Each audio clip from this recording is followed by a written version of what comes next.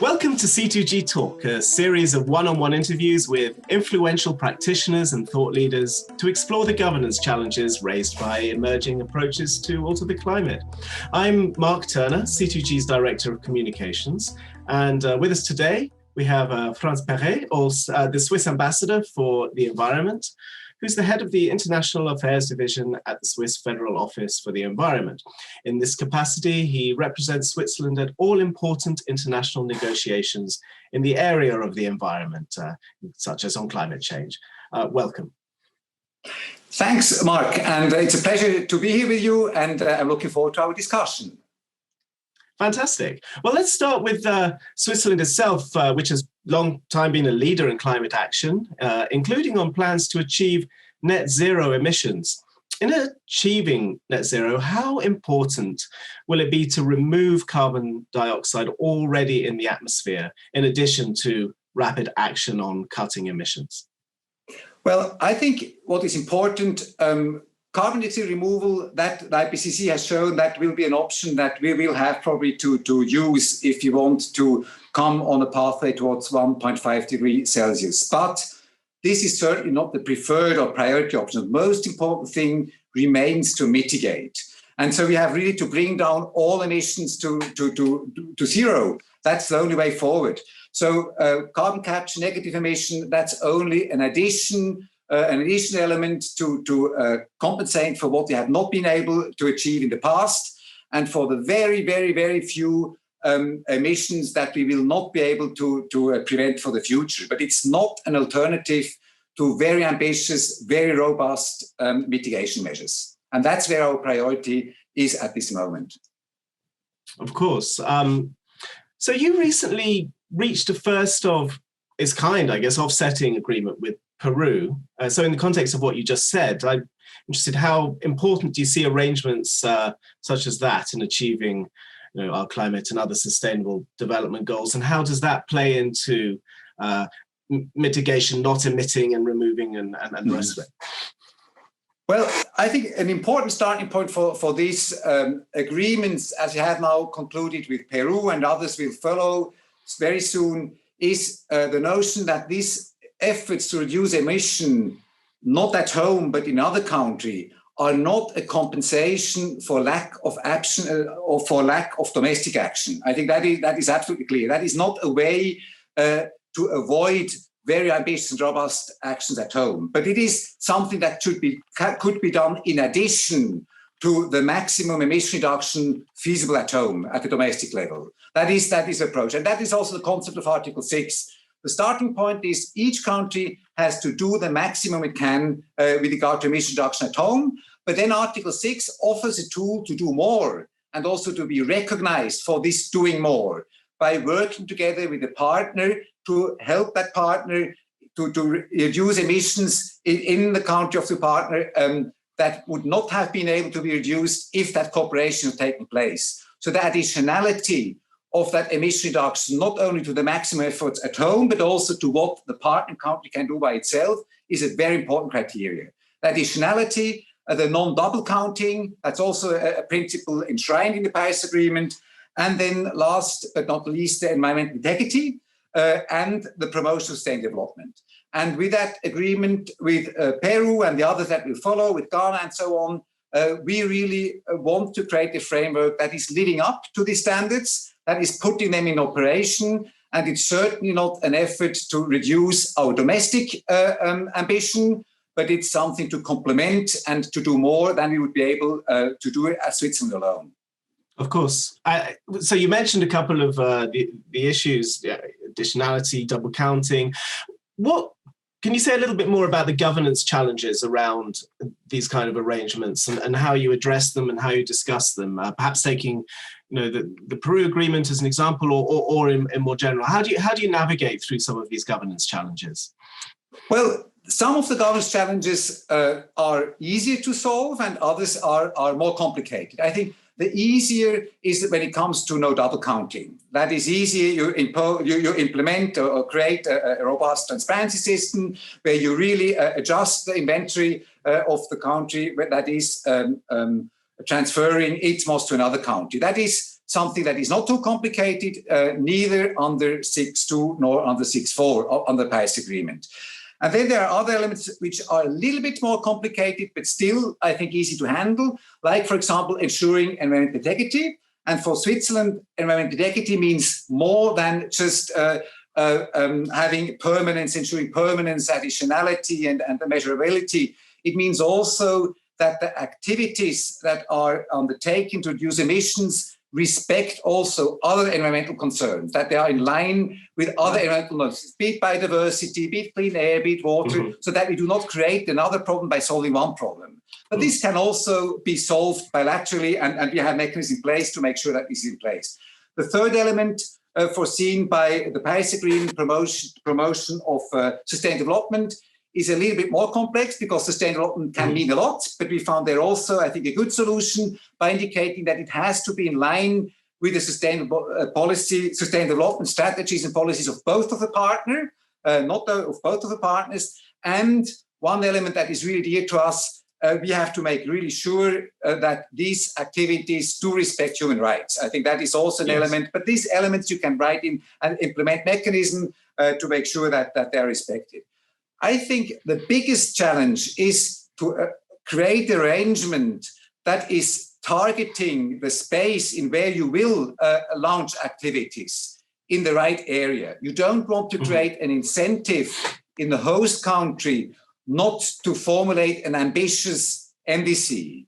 So you have to make sure that whatever activity you implement under that agreement are done in that space that is for this period, for this moment, out of the reach of an ambitious NDC. And I think that is the most complicated for both partners. Also for the host countries, that's the most difficult thing, to find the right area where cooperation can allow for additional activities that will not be able to be done without such arrangements. Absolutely. So if we could go briefly on to the sort of idea of carbon dioxide removal, which we've touched on, which has perhaps a relationship with offsetting as well, but goes further. Switzerland, for example, is home to Climeworks. It's an innovator in direct air capture, which is one technology-based approach to carbon dioxide removal. What can or should governments, and based on your experience, do to support this kind of innovation, and what are the things you need to look out for there? First of all, we think it is really important that innovations like the one that was developed by Climeworks take place. We need innovation to solve certain problems. But at the same time, what is equally important is always to be aware that innovations may also involve significant uncertainties.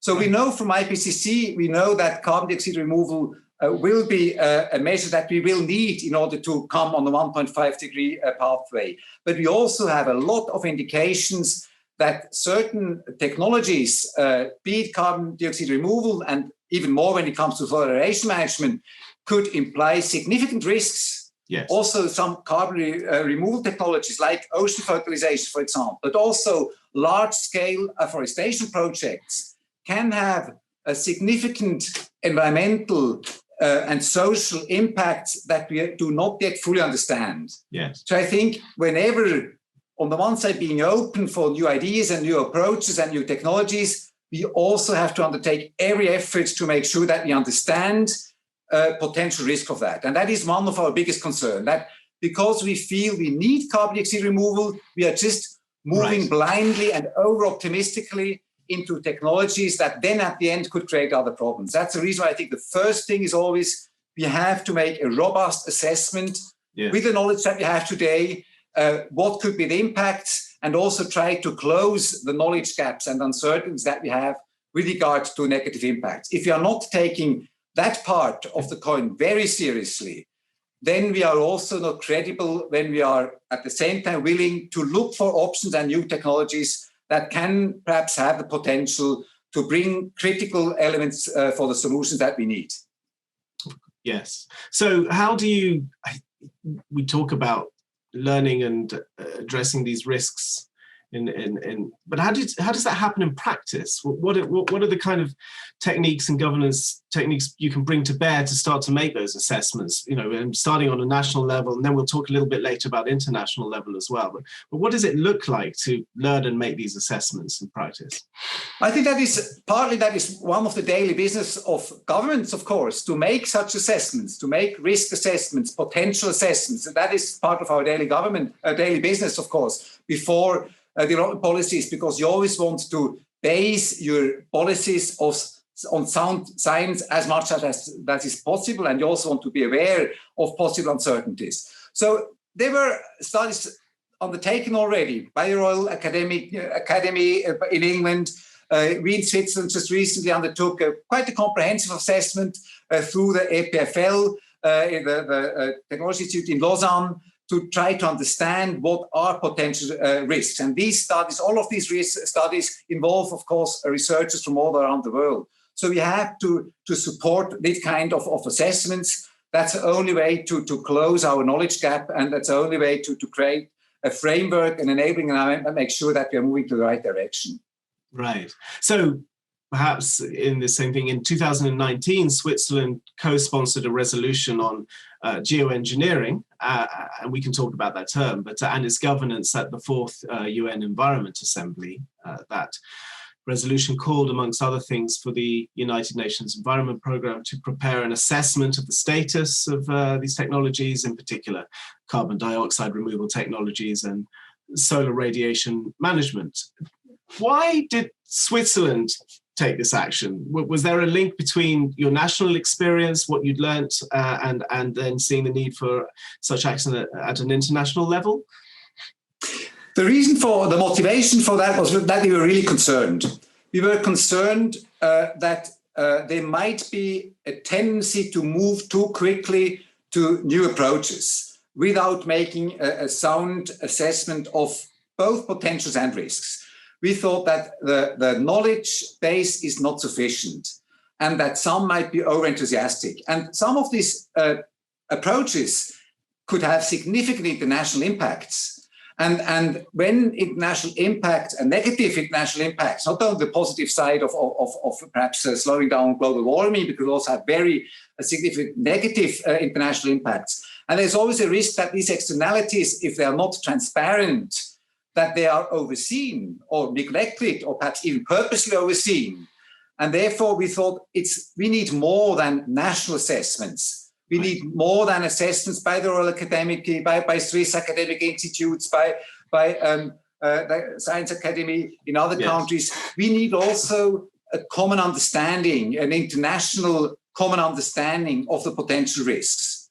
That's the only way forward in order to create a certain assurance that it would be difficult to start to employ technologies that could lead to many negative consequences. And we were exploring internally, well, who could do such an assessment? Who would be the best body for the national body to provide an assessment that has then also that credibility and authority that could then guide further political decision-making. And we have realized that within the UN system, you have many bodies with a lot of scientific expertise. IPCC, EPES, there are many institutions like that. But all these institutions, they have a special angle to look at certain issues. IPCC look at issues from a climate change perspective, EPES from a biodiversity perspective. But these technologies captured under the term geoengineering or climate altering technologies and measures, they imply all these dimensions. They have a dimension on climate, on biodiversity, on water quality, whatever. And there's one institution in the UN system that is ensuring that broad environmental picture, that is also looking at social consequences, and that is also a robust expertise and credentials of providing such assessments. And that's UNEP. UNEP did many assessments that then have later been instrumental to trigger policy actions and to guide political decision-making. So that is the core mandate of UNEP. And that's the reason why we thought UNEP should be the body to make such an assessment, to collect information, just to allow for a better common understanding of the challenges, of potentials, but also of possible governance needs that such technologies might need. And in the run-up to this and talking with other countries about it, you just now have, to some extent in the framing of it, focused on risks. Is there a degree to which that was also balanced by opportunities, or is it, how do you sort of balance talking about risks and potential opportunities when you... I think you always have to balance risks and opportunities, but the problem is that we too often see the opportunities because we might directly benefit from them, and we don't see the risks because someone else will have to bear these risks. And that's the reason we were concerned that the focus is too much on opportunities. Some might even believe the opportunity is so big that we don't have to change our consumption and production patterns, and that we can continue to act as in the past because the opportunities of these technologies might be so tremendous. Without seeing, our concern was really that the risks are overseen, and therefore that was a motivation for it. But you should also not only look at risks, of course. You have to, at the end, you have to make a balance. But at this moment, we think that the most important thing is to have a better understanding also of the risks and not only of the opportunities. You also managed to convince a number of other countries to support this action, to co-sponsor this resolution. Can you say a little bit about how you went about talking to those countries and bringing them along? Well, we were talking to countries that in many other environmental areas have a similar approach like we do. Colleagues we are working with in other areas, be it chemicals, be it climate change, be it biodiversity, or UNEP in general. So that was one motivation to approach certain countries. And another approach was also, of course, to use the Environmental Integrity Group. That is our climate change negotiation group, and all the members of that group were part co-sponsoring that resolution. And then we had also the desire to, our objective was not to have a group of co-sponsors that is as big as possible. Our objective was really to be representative, meaning that we have smallest emitters, very big emitters, developed countries, developing countries, and we were pretty proud also of being able really to bring a group together where you really can find nearly every perspective that is relevant in that context. And with that, we thought that gave a clear signal that this is not a concern of one particular perspective. It is a concern in principle of everybody to have a better understanding of the risks, potential, and also possible governance needs for each of these different technologies that can be captured under the term geoengineering or climate-altering technologies and measures. And to bring this group of co-sponsors or supporters together, did you find there was, in sort of practical terms, the art of diplomacy, was there a moment at which one country or another country suddenly went for it and convinced other countries to also co-sponsor? How's the dynamic of that? Because I imagine it might be a little nerve-wracking for some countries to put their head above the parapet on this. And well, obviously you guys have led, but how does the dynamic of putting together a group of people to help you on a resolution like this? I think you always need partners who are, first of all, sharing the same concern, so convinced that this is the right thing to do. If someone is not really convinced, the partner would not be willing to go ahead. You want partners who are also willing to show their face and who are also willing to speak out. And we were able to find such partners. So we had a lot of interactions. There was a big trust within the group, between the teams. So that means that's important, so that you're also willing to say things where you're not absolutely sure, just to test ideas, to criticize things and ideas without getting the feeling that someone is not really sharing the basic concern. So this interaction was very helpful. It was very, very dynamic also, and it involved a lot of engagement of all of these actors that have been supporting that idea.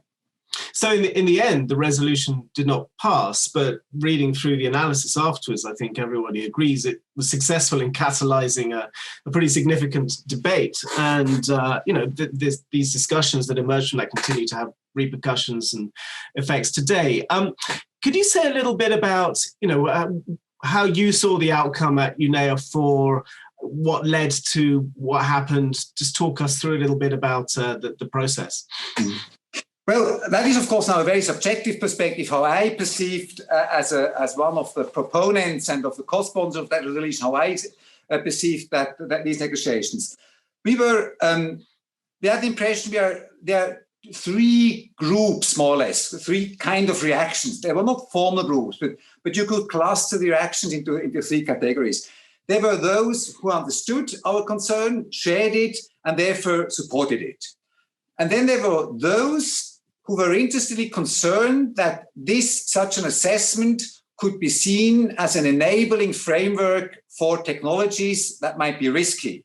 So we were concerned that such an assessment could have as a consequence that it would facilitate the deployment of technologies that we might at the end not really want to be deployed. The interaction with that group was helpful, and I think we were able then also to show to that group that is certainly not what the idea is behind it. It was really to develop a better understanding, precisely to also develop frameworks that are constraining if there's need for it. But that group, I think at the end, reflected, that view was reflected most by bringing into that draft resolution an explicit reference to the notion of precaution. Yes. By saying that we're doing all that assessment under the overall political approach of precaution. That was very important for them to put the right framing about that effort. Then there was another group of countries where we had the impression their concern was just the opposite.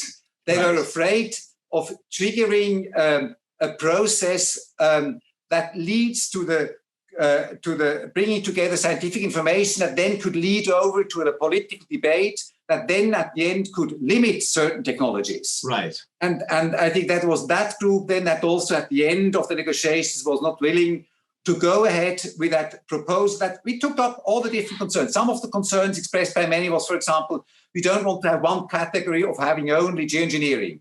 That was never our objective. We always wanted, we think we need a specific analysis of each of the different areas. We took that on board. Some said we don't want to be so specific about governance. We want to focus more on risk and potential at the moment. We took that also on board, or tried to put that on board in new revisions of the draft.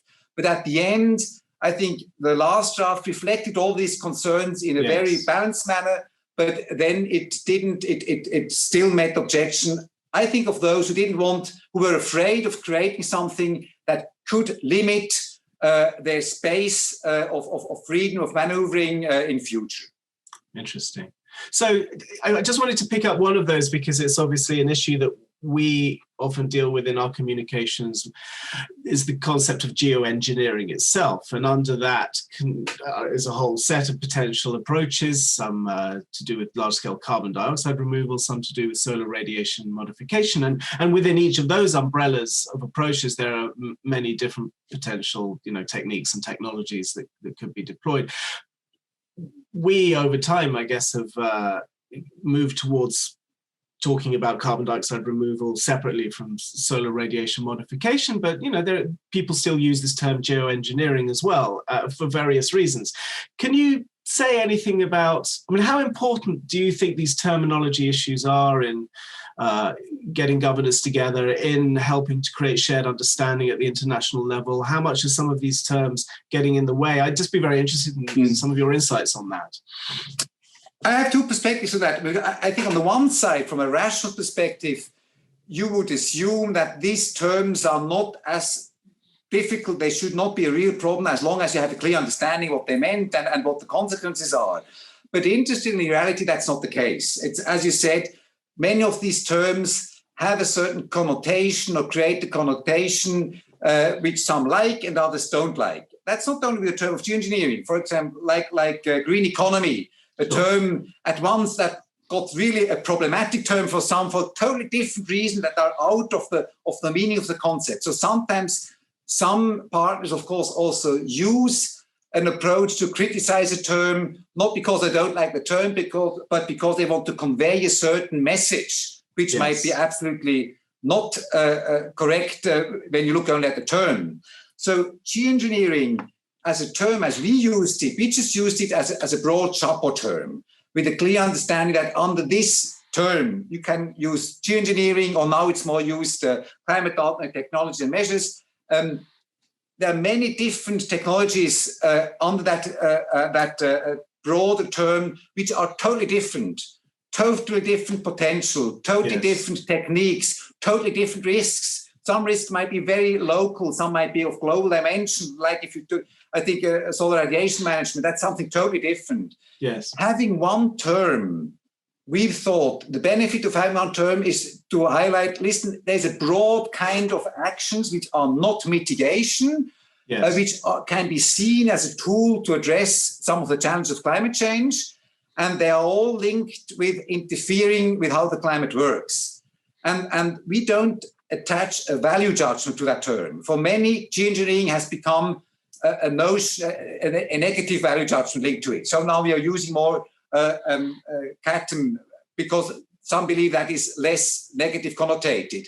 But at the end, the term is a term. What is important is that we have a common understanding. We want to look at each of these technologies separately. But at the same time also that we say, yes, we want to look at each of these terms, the different technologies. And we don't just leave one out because there are some special interests who think, let's not look at it because this is all right. I think we do not, none of that is fully understood at this moment, sufficiently fully understood.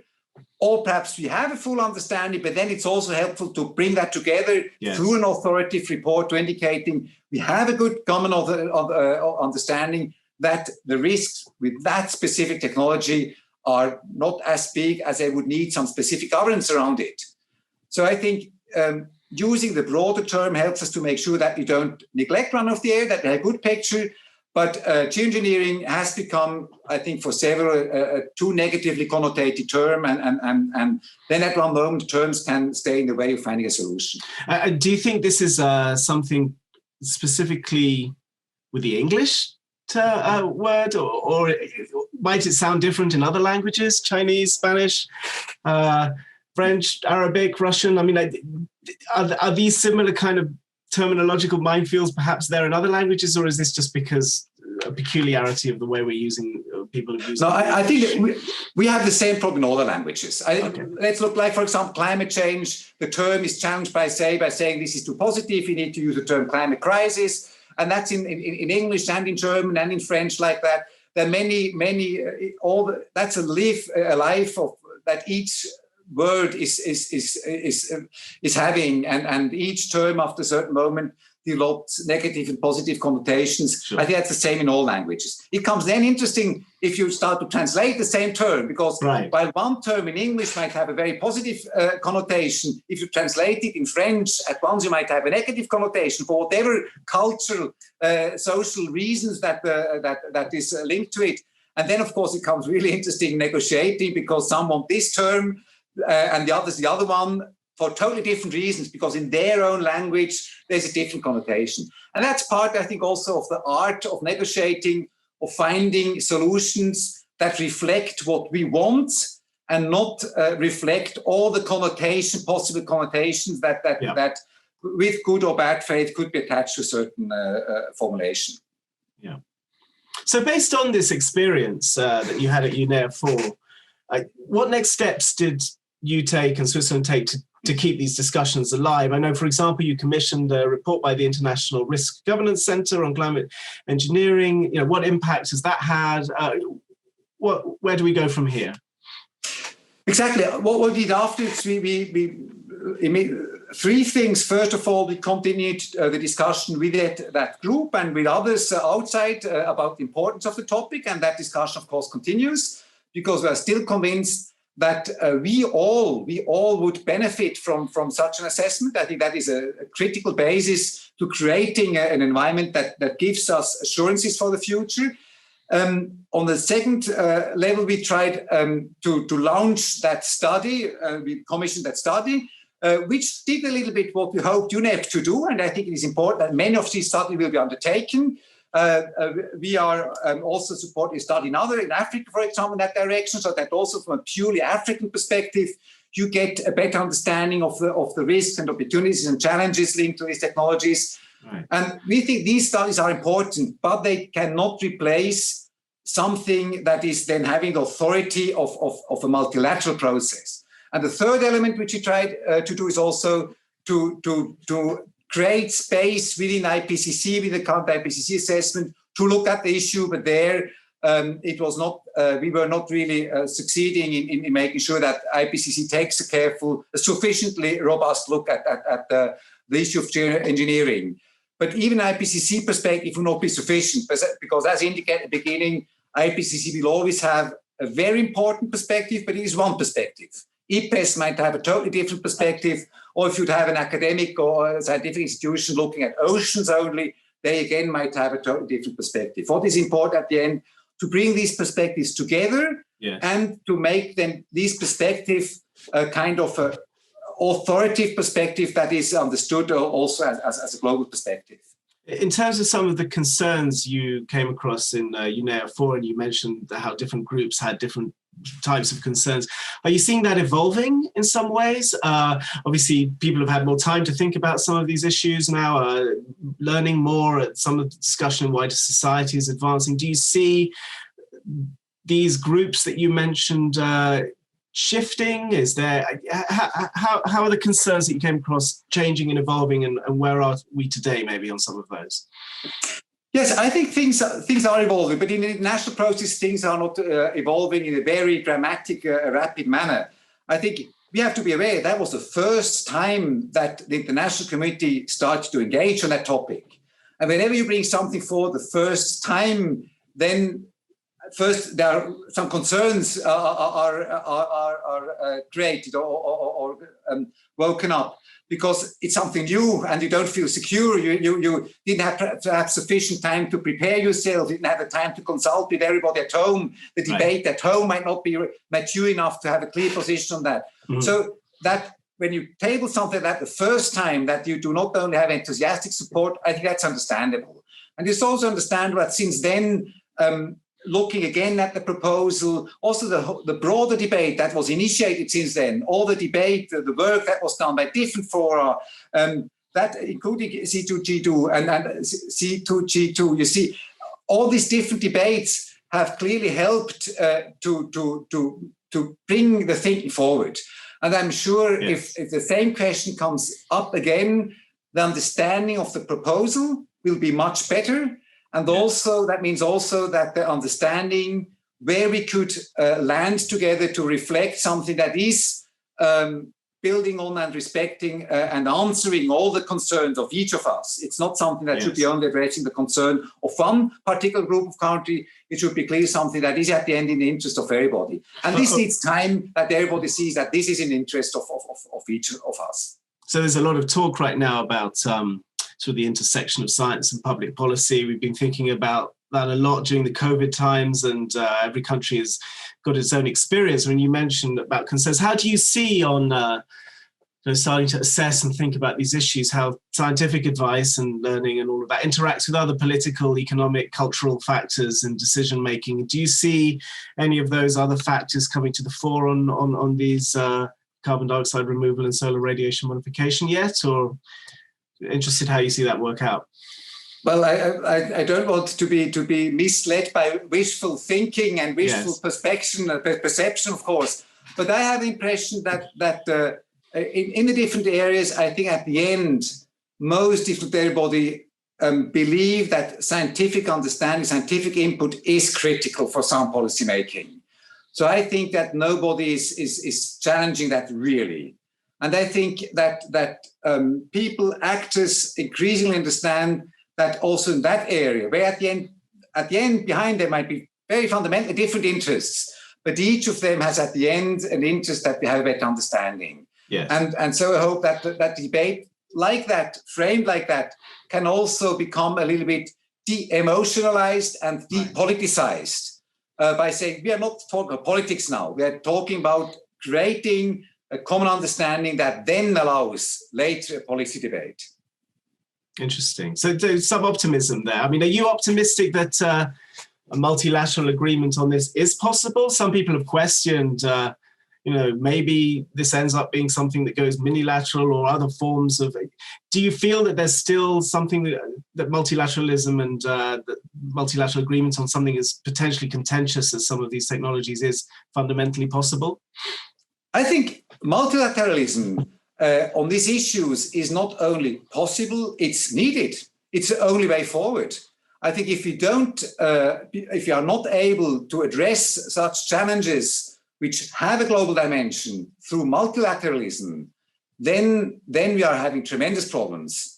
Each of us, also the very big actors, will face problems at a certain moment if they do not work through multilateralism and based on multilateralism. So I think that's the only option we have. The question is, how fast will multilateralism be? Will it be fast enough to provide these assurances that we need, or will it be too slow? But I think multilateralism is the only option that we have. And do you think, though, that there might be a risk that in the meantime, if it's given the speed issues you raise, that some countries could try to proceed unilaterally or in coalitions on some of these issues? I think that risk exists. I believe that risk exists in some areas more than in others. But I'm not only here now with regard to geoengineering or climate intelligence and technology measures. I think that's in all policy areas, you always have that risk.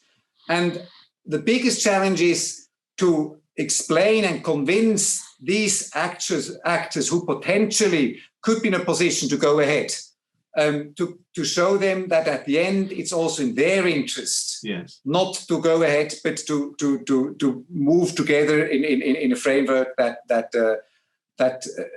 at the end for the sustainability even of these actions will be important.